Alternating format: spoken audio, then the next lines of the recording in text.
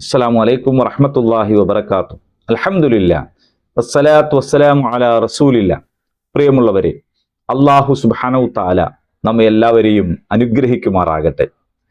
റസൂലുള്ളാഹി സ്വല്ലല്ലാഹു അലൈഹി വസല്ലം 23 വർഷക്കാലം കൊണ്ട് ഒരു വലിയ സന്ദേശം ജനങ്ങളെ പഠിപ്പിക്കുകയും ആ വഴിയിൽ അവരെ സംഘടിപ്പിക്കുകയും മഹത്തായ വിജയം കൈവരിക്കുകയും ചെയ്തത് നമുക്ക് ചരിത്രത്തിൽ കാണാൻ കഴിയും.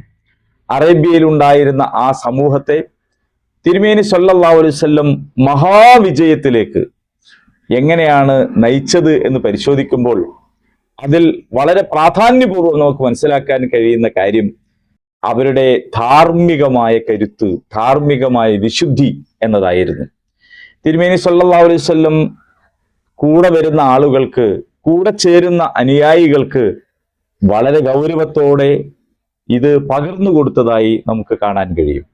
സത്യം പറയുക, ആ സത്യത്തിന്റെ മാർഗത്തിൽ നിലകൊള്ളുക, ഏതൊരാളോടുള്ള പെരുമാറ്റത്തിലും നീതി പാലിക്കുക, നിങ്ങളോട് വിയോജിപ്പും എതിർപ്പും ഉള്ളവരോട് പോലും നീതി പാലിക്കുന്നതിൽ വീഴ്ച വരുത്താതിരിക്കുക, സഹനം അവലംബിക്കുക, വിട്ടുവീഴ്ച ചെയ്യുക തുടങ്ങിയിട്ടുള്ള ധാർമ്മികമായിട്ടുള്ള വിശുദ്ധിയാണ് അവരുടെ ജീവിതത്തിൽ അവർ പ്രകടിപ്പിച്ചത്. അതുകൊണ്ടാണ് ഈ മഹത്തായ യാത്രയിൽ, അതിനിടയിൽ വലിയ ത്യാഗങ്ങളുണ്ട്, വലിയ പരിശ്രമങ്ങളുണ്ട്, കഠിനാധ്വാനങ്ങളുണ്ട്, ഹിജറയുണ്ട്, യുദ്ധമുണ്ട്, അങ്ങനെ മറ്റു പലതുമുണ്ട്.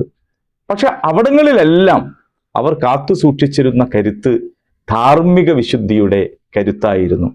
ഒരു സമൂഹത്തിന് വിജയിക്കാൻ തീർച്ചയായും ഈ ശക്തി കൂടിയേ തീരും. അത് വ്യക്തിയാണെങ്കിലും സമൂഹമാണെങ്കിലും അവരുടെ കയ്യിൽ എന്തെല്ലാം ഉണ്ടായിരുന്നാലും ഈ ധാർമ്മികമായ വിശുദ്ധിയും ധാർമ്മികമായ കരുത്തും ഇല്ല എങ്കിൽ അവർക്ക് പരാജയം ആസ്വദിക്കേണ്ടതായി വരും. അപ്പോൾ നമ്മുടെ ചുറ്റുപാടുകളിലോ ഉള്ളവരോടുള്ള നമ്മുടെ പെരുമാറ്റത്തിൽ, നമ്മുടെ ഇടപാടുകളിൽ അവർക്ക് നമ്മെ അനുഭവിക്കാൻ കഴിയുന്നതിൽ ഈ ധാർമ്മികതക്ക് വലിയ പങ്കുണ്ട് എന്ന് നമ്മൾ മനസ്സിലാക്കണം.